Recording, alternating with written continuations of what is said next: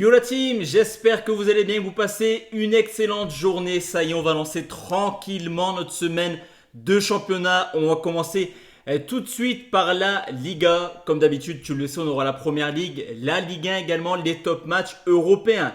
Juste avant ça, si toi aussi tu aimes les paris sportifs, n'oublie pas le petit pouce bleu. Tu le sais, c'est ultra important pour le référencement. Tu peux également mettre en commentaire tes avis sur cette deuxième journée de Liga et je t'invite tout simplement à rejoindre mon groupe public. Dès maintenant, on a dépassé les 36 000 membres, ça fait extrêmement plaisir.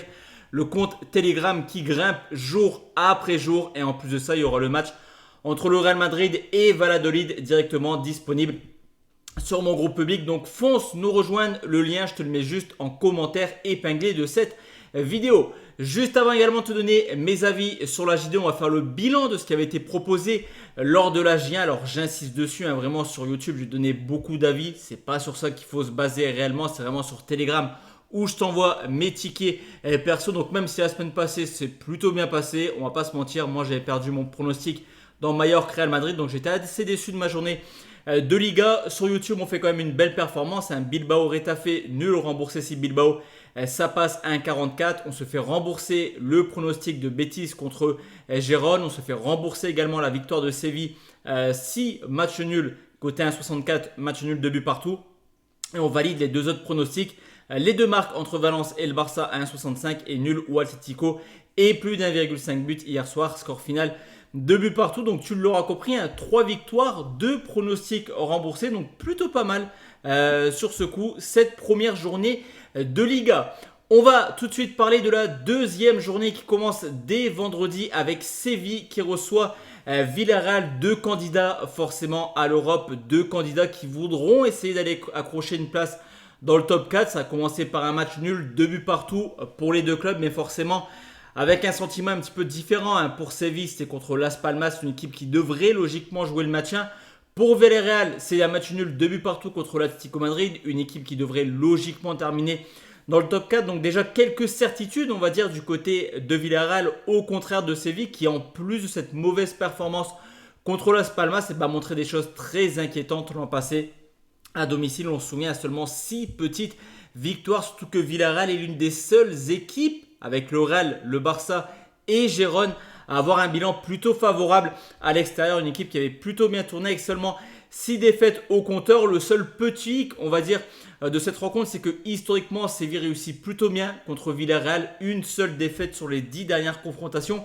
4 matchs nuls, 5 victoires pour Séville. Donc tendance quand même historiquement à se pencher sur une petite victoire de Séville ou match nul si on veut sécuriser. Mais sur ce coup, même si je me base beaucoup sur les statistiques, mon ressenti me fait dire quand même que pour moi, Villarreal est quand même supérieur à Séville cette année. Donc on oublie le côté historique et je vais me pencher sur nul ou Villarreal côté à 1,51. On enchaîne avec le Barça qui reçoit Bilbao. Là par contre, historiquement, il y a une donne plutôt intéressante à prendre en compte. C'est que Bilbao n'a plus gagné au Barça depuis maintenant plus de 20 ans. Il faut remonter en 2001 pour retrouver trace d'une victoire de Bilbao du côté du FC Barcelone. On en avait parlé la semaine passée, c'est la raison pour laquelle j'avais sécurisé avec un match nul remboursé si Bilbao s'impose. C'est que cette équipe de Bilbao va vivre un début de saison plutôt compliqué. On l'a vu également, il n'y a pas Unai Simon pour l'instant, il n'y a pas Williams qui devrait là aussi pouvoir aller du côté du Barça. Il va falloir dégraisser un peu côté du Barça avant de recruter. Mais en tout cas, on a quand même une équipe de Bilbao qui me semble un peu inférieur, on va dire, avec le 11 qu'ils vont proposer, surtout que le Barça est déjà en forme. Victoire 2 buts 1 du côté de Valence avec un doublé de Robert Lewandowski. Et ce qui est plutôt positif également, c'est que cette équipe du Barça a récupéré tous les joueurs qui ont joué l'Euro. On l'a vu, Torres titulaire, Yamal titulaire, Pedri est entré en cours de jeu. Donc une équipe du Barça qui sera compétitive à 100% et qui, mine de rien, c'est le début de saison, je suis d'accord avec vous, mais qui pourrait mettre déjà une belle pression au Real Madrid, car en cas de victoire, vu que le Real joue dimanche, il y aurait 5 points d'avance. C'est pas énorme, vous le savez, on a la deuxième journée, mais en tout cas en Liga, 5 points d'avance, ça mettrait déjà une petite pression au Real Madrid. Donc je vais prendre la victoire du Barça à 1,61 qui est plutôt bien coté.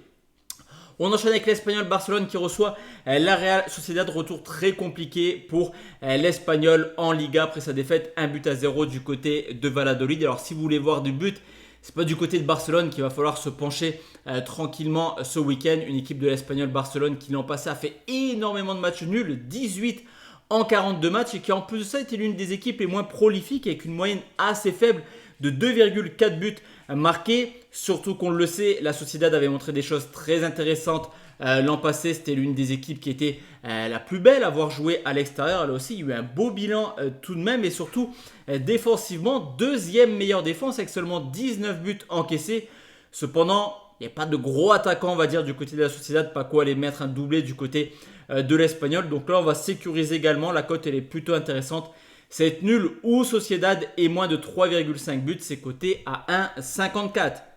La Real Madrid contre Valladolid, comme je te l'ai dit, on va en parler directement sur mon groupe public pour ceux qui ont regardé le match contre Mallorca. C'est vrai qu'avec cette composition d'équipe, le Real n'est pas forcément très beau à voir. En tout cas, c'est pas forcément très équilibré, on va dire, en ce début de saison. Il va falloir voir ce que nous propose justement Carlo Ancelotti sur ce coup. Donc, on va attendre tranquillement d'avoir les compositions d'équipe. Est-ce que Rodrigo sera sur le banc? Est-ce que Bellingham va jouer un peu plus bas? Est-ce que Mbappé sera en pointe? Encore qu'on l'a vu, il dévie vachement sur la gauche lors de son match contre Mallorca. Donc, on attend d'avoir les compositions d'équipe pour placer un bet public. Si la compo me plaît, c'est exactement la même que contre Mallorca, honnêtement. J'irai pas sur cette rencontre, je pense qu'elle est un peu casse-gueule, on va dire, sur ce coup. On termine cette vidéo 100% Liga avec l'Atlético Madrid qui reçoit Gérone, une équipe de Madrid qui, mine de rien, sans faire de bruit, a fait un recrutement plutôt cohérent offensivement. L'arrivée de Sorloth et l'arrivée d'Alvarez. Surtout, bonne nouvelle pour les Colchoneros. Sorloth a marqué contre Villarreal, Alvarez a joué une petite demi-heure. Donc pourquoi pas avoir le duo Sorloth-Alvarez avec peut-être Griezmann un petit peu en retrait. Après, on aurait un milieu de terrain un peu plus condensé, un peu plus sécu, on va dire, que le milieu de terrain proposé par le Real Madrid. Dans une équipe de l'Atlético Madrid qui reste sur une très belle rencontre, on va dire, contre Villarreal sur le score de 2 buts partout. Pour Gérone, j'attends clairement de voir. On le sait également, les deuxièmes saisons sont un peu plus compliquées. Quand ils font une bonne saison, généralement pour confirmer, c'est un peu plus compliqué. Ça a commencé par un match nul, un but partout du côté de Séville. Est-ce qu'ils peuvent faire mieux? Honnêtement, pour l'instant, je préfère pas me prononcer. Donc c'est la raison pour laquelle on va sécuriser. On le sait, l'Atlético à domicile, c'est très sérieux. 16 victoires, 1 nul, 2 défaites. L'an passé, historiquement, on le voit, c'est une équipe quand même qui marque quelques buts, mais qui encaisse également par moment. On l'avait vu l'an passé, on l'a déjà vu contre Villarreal. Donc moi, je vais sécuriser avec Atlético ou nul et plus d'un demi. C'est coté 1,40, c'est pas la cote de l'année, je te l'accorde, mais en tout cas, je vois pas forcément Gérone s'imposer et je pense qu'il y aura du but. Donc sur ce coup, je préfère sécuriser et valider le pronostic pour pourquoi pas, hein, les gars, rester invaincu sur cette Liga. On a cartonné la première journée, pourquoi pas et également aller chercher une belle perf sur ce coup, même s'il y a très peu de pronostics sécurisés. C'était un peu plus compliqué, on va dire, que la J1, mais en tout cas, voilà, pourquoi pas aller chercher un 4 sur 4 sur ce coup. N'oublie pas, comme je te l'ai dit, le petit like et on se retrouve dès demain sur YouTube pour enchaîner. Ce sera peut-être la première ligue ou la Ligue 1. J'attends un petit peu de voir déjà comment se comporte le LOSC ce soir. Très bonne soirée à tous et à toutes. Ciao, ciao la team.